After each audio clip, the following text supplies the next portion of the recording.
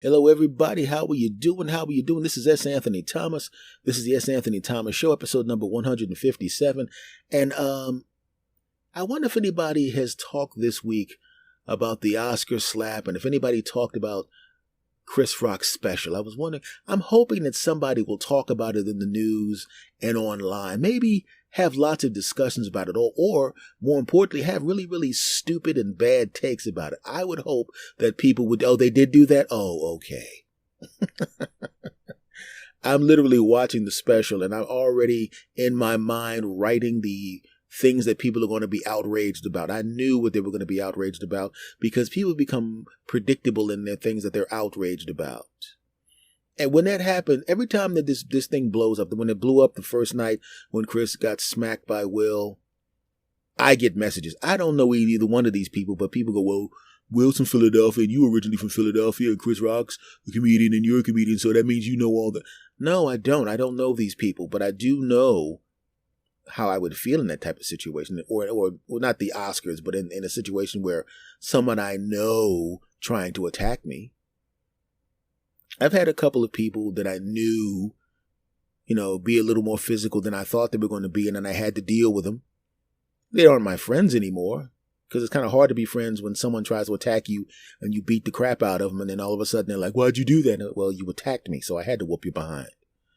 Oh, by the way, the friendship's over, because even though you were mad at me and you found out that what you were mad about never happened, and you came to apologize, you didn't come to talk to me as a human being. You immediately put your hands up and tried to hit me. And then when I whooped you behind, all of a sudden it's my fault. No, it was your fault because you thought I did something that I didn't do. You didn't come to me and talk. You tried to fight me. It's not my fault that you can't fight. It's not my fault. It's your fault. The friendship is over. There's certain things you can't come back from. There's certain things you can't forgive. When I say forgive, I mean act like it never happened. You can move on from certain things. You can move on. I don't hate the people that the couple of guys that tried to hit me back in the day. I don't hate them. I'm pretty sure they don't hate me. In fact, over the years, many of them have tried to become friends with me again, and a couple of them, and eventually we became cool enough. We're not close friends or anything like that, but we're cool. If we see each other on the street, we greet each other. We greet each other the same way you would greet a guy that you worked in an office with for 5 years. You weren't close buddies, but you knew each other, and you talked at the water cooler. Hey, man, what's going on? How's the wife and kids? Fantastic. All right, take care, man. All right, you have a good day, and that's about it. That's about it. We're not close. Because there's certain things you can't come back from. And physical violence is one of those things. You just can't come back from it. It doesn't matter whether or not I was actually hurt. The fact that you thought it was okay to assault me is enough. I've told that to girlfriends. I had girlfriends that tried to hit me. And I said, look, we're done. But no. The simple fact that you thought physical violence was acceptable directed towards me is enough. That's all I need to know. I've never hit you. I've never hit a woman. I don't hit anybody that hasn't tried to hit me first. That's just a thing about me. So when I saw that, it made me think about those times when physical violence was a reality. And then sometimes in stand-up comedy, even though I'm not a famous guy, in stand-up comedy, sometimes violence does show up. I literally, just like when it happened the first night, when it happened on the Oscars, and a year later when the special comes out, I get messages and people ask me, have you ever been slapped? Hey, S, have you ever been slapped? Hey, S, you ever been slapped? Have you ever been slapped? You ever been slapped? S, you ever been slapped? Well, the thing about it was I wasn't really worried about being slapped in the situations that I was in. And some of the ones, and I've talked about them in my other podcast, as Anthony says, I told stories about being in a place where people would literally throw bottles of ketchup at the stage towards comics if they didn't like them. I talked about people coming up to the front of the stage with knives saying, you better be funny or you're not going to make it out of the building. Obviously, I'm alive, so the show worked out fine. I've talked about times I'm talking about a time when a motorcycle gang literally took up the back of a comedy club and we had to do a show anyway, right? And many, many other things that we have gone through over the course of times. And I just talked about those because I thought those stories were funny. But there were many other situations that were very, very similar, but you don't want to keep telling similar stories. You just tell the funniest of the three stories or whatever. You just tell the ones that are the funniest of the stories. So I know what it's like to be in peril when you're being on stage. I get it. But I'm telling you, man, there's certain things you just can't forgive, man. And after a while, even as a comic, I decided to, so some of those places were so bad, As I'm sitting there I'm thinking about some stories that I haven't told you. And I'll probably tell them on some future episode of the podcast. But uh, I remember some places we had some comics that we used to call road warriors, and really bad comedy gigs are called hell gigs. We call them in the business hell gigs because it's like hell doing those gigs. So it was a place in New Jersey. I got the gig. I started doing comedy at 17, so now I'm probably 19, maybe 20, probably 19 or 20 at the time. And I got a gig, and it paid pretty good money for me at the time. And the guy was like, really easy to give up the bread. Oh yeah, we'll pay you this. I forgot what the money was, but whatever it was, I was like, hey, this is going to be great. It was probably twice what I expected to get paid at this gig, and I was trying to figure out why this bar was paying so much. And I don't remember where it was, but I do know it was in New Jersey. And I'm all happy. Yeah, I'm going to get paid this, and I'm trying to fit in with the older comics. Yeah, they're talking about like real gigs. Yeah, I'm doing this. I'm like, yeah, I got a spot I'm going to do this Saturday and I said the name of the place. And these are hardcore comics who've done it all, seen it all, been everywhere. And I told them the name of the place, and they all stopped and went, ooh. Literally, when you see 4 or 5 grown men and you're talking to them and they all stop what they're doing, look at you with horror on their face, and they made the same sound. It was almost as if they had been practicing their entire lives. They go, listen, there's a guy that's going to start doing comedy in about 7 years. He's probably 10 years old now. But let's remember, if he actually mentions this specific place, we need to practice the sound effect that we're going to make to indicate that we've played that place and it was complete hell and physically dangerous to be there. What sound you want to make? How about, that's not good enough. How about, ooh. Yeah, that's good. Let's all do it together. 1, 2, 3. Ooh. Yeah, that's great. So 7 years from now, 8 years from now, maybe 10 years from now, we're going to meet this kid, and when he's going to play that place, we're all going to do it, okay? Just remember your place. Remember the sound. It's, ooh. That's how in sync they were when they made that sound. And I'm looking at them and I'm thinking they're roasting me, or they're playing games with me. They're trying to tease me. And judging by the looks on their face, it was very obvious that they were serious. And I said, should I cancel it? And they go, well, we can't tell you what to do, but we can tell you to be very, very careful and be prepared to get out of there as fast as possible and then they told their horror stories. Oh, now I know why they went, ooh, now I know why. Gig comes up, I show up, I pull up to the place, and automatically, I haven't even gotten in the building yet, and I already am in my mind hearing them in sync going, ooh, and I now understand the true meaning of ooh, because I haven't even been in the building yet, and I'm in the car going, ooh, already. Ooh. Walk into the building, open it up, look at the audience. The audience is already there, right? This. Ugh. I'm looking at these people, and you ever see a really big group of people, and there's always like the larger the group, the more you see like one guy or one gal in the room, and I know there's 400 people here, but for some reason, something tells me I need to keep an eye on that person. There's something about that person that makes me feel like that person is a dangerous human being. Well, just imagine if all of those people collected into one building.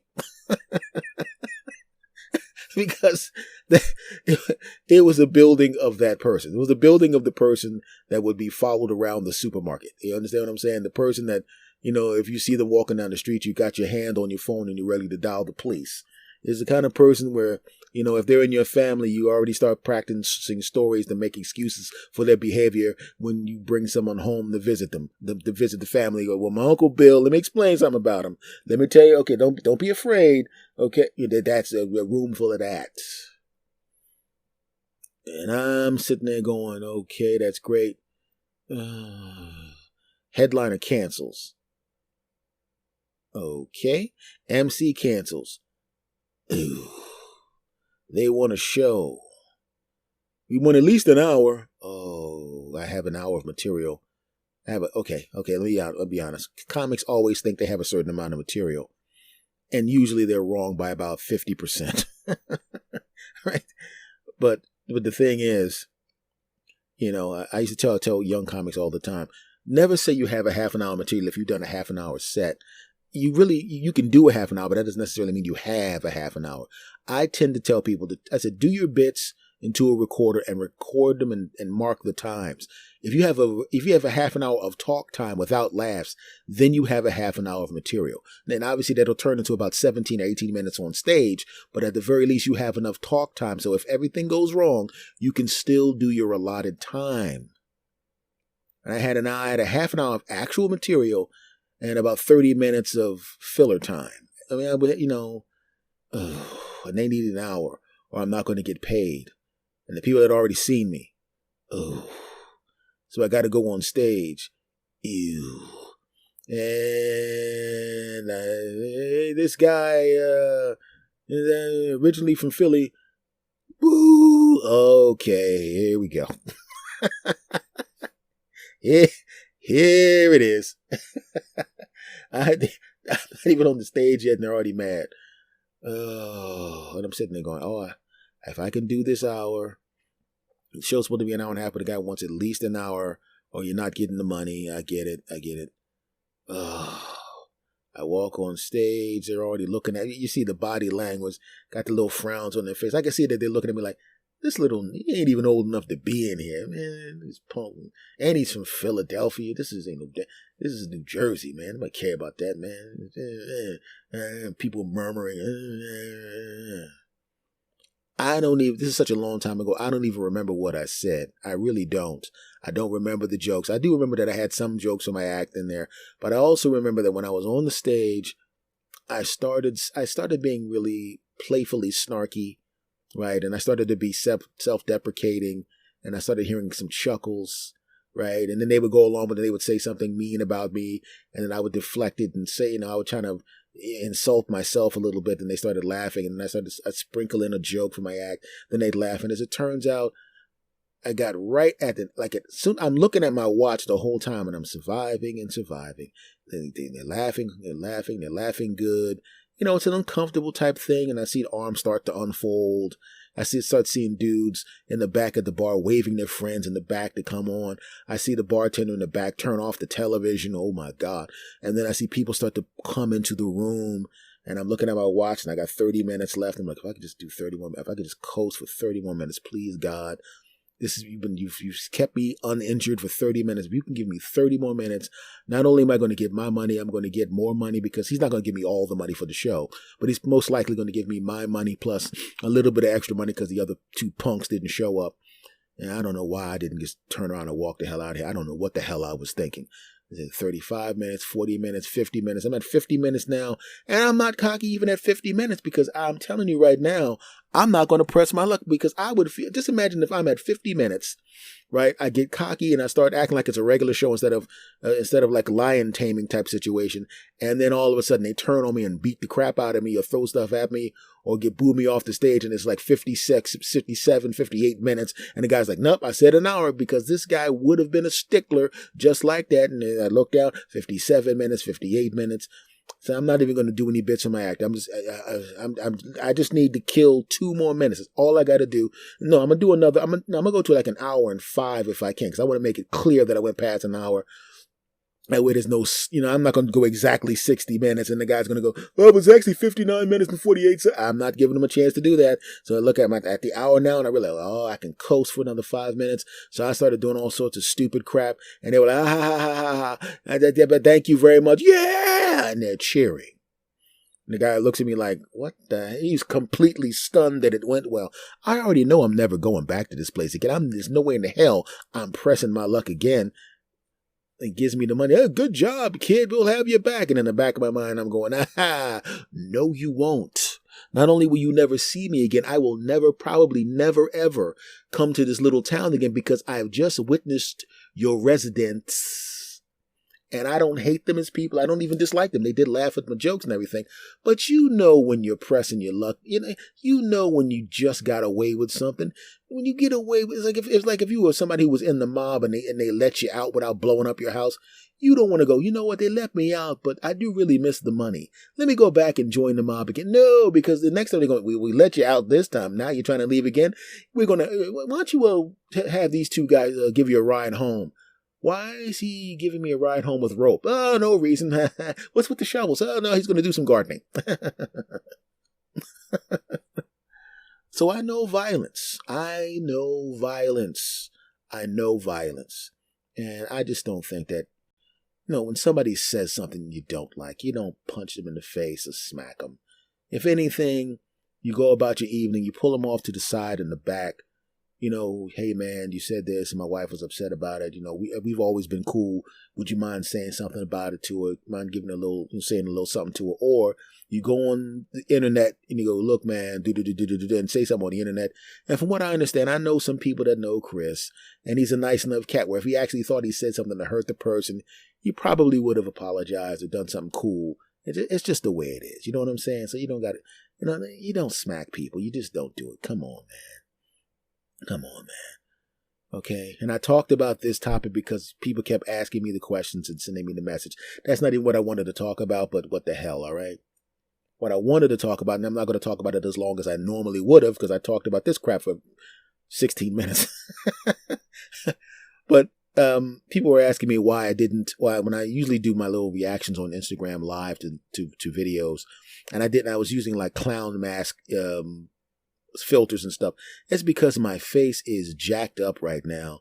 I think I cut myself shaving or something like that, and my face swole. I woke up in the morning, and I looked in the mirror, and it's like one of those horror movies where you look into the mirror and you don't recognize the person in the mirror because maybe you're a zombie or something. It was kind of that bad. My face was swollen, and it got to the point where my face was swollen so much it misshaped my mouth. And I was like, what in the world? And it hurt.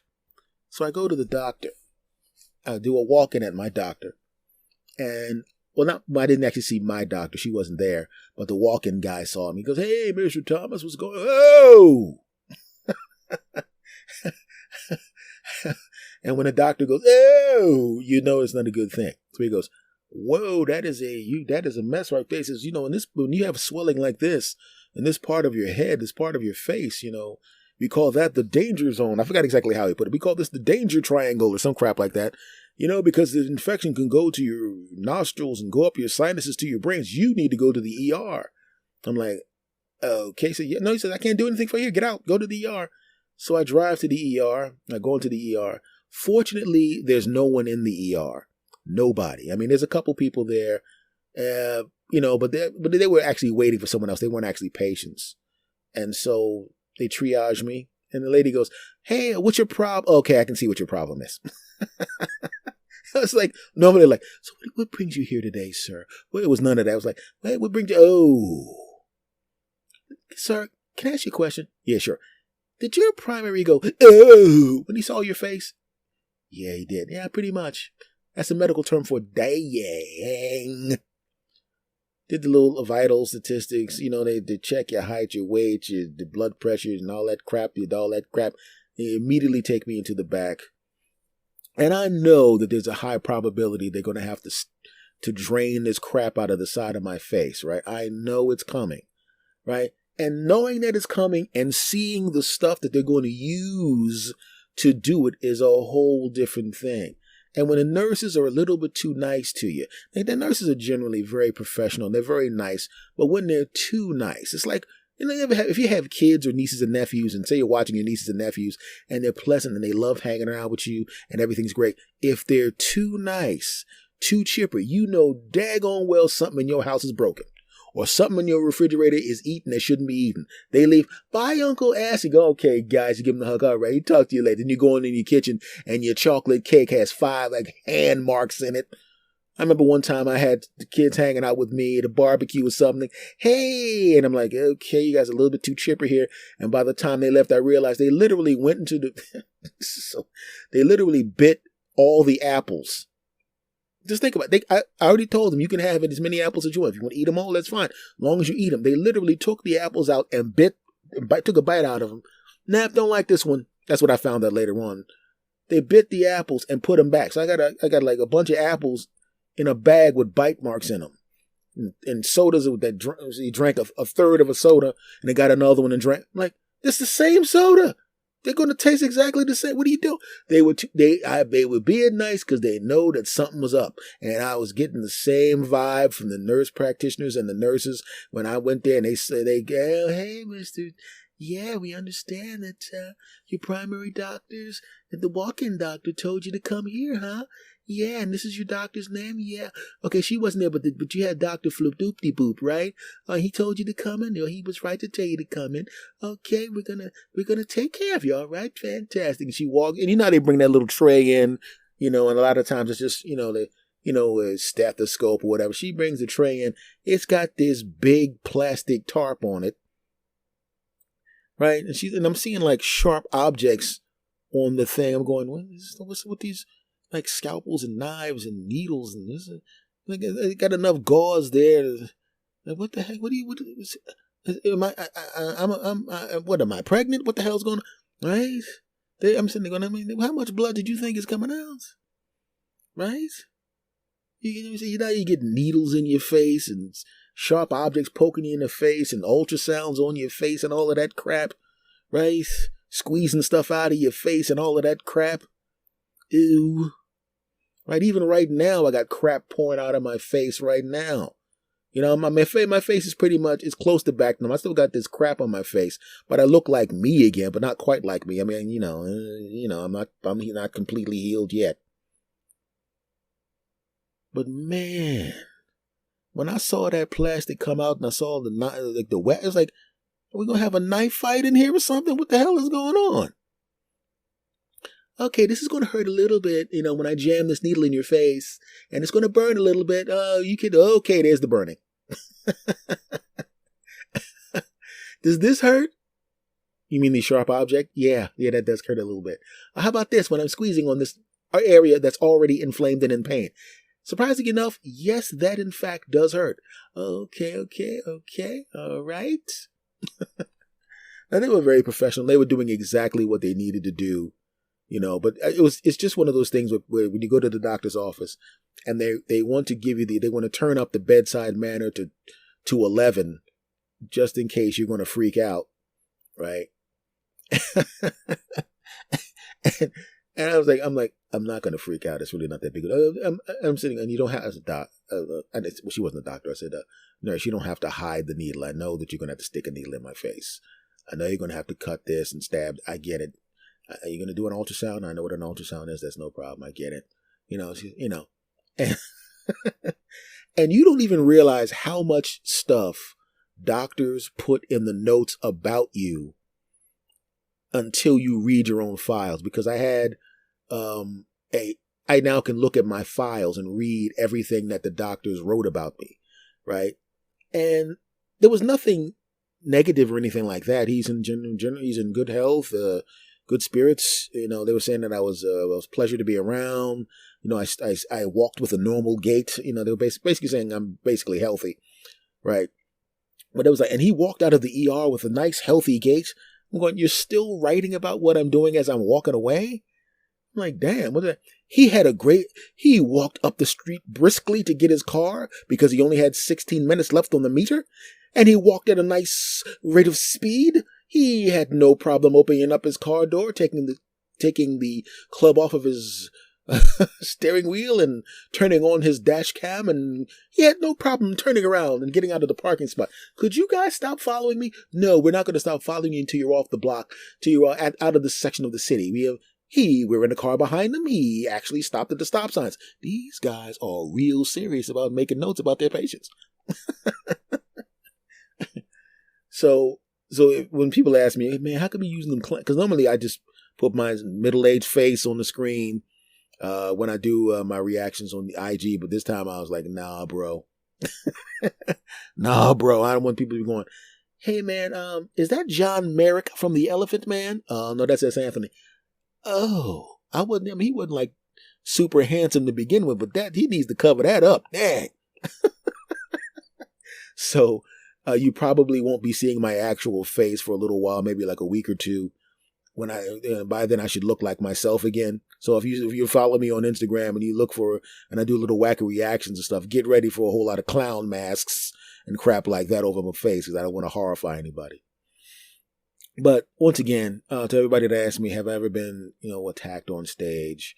I've been in dangerous situations on stage, but I've never had anything like that happen to me. And I hope nothing like that happens in the future, because I will be getting back on stage again. So if you come see me when I'm performing in your town, if you come up to me, I prefer handshakes and hugs, please. Please don't try to smack me or anything. That ain't cool, man. Because if you do, I'm not going to spend just 8 minutes at the end of my first special talking about you.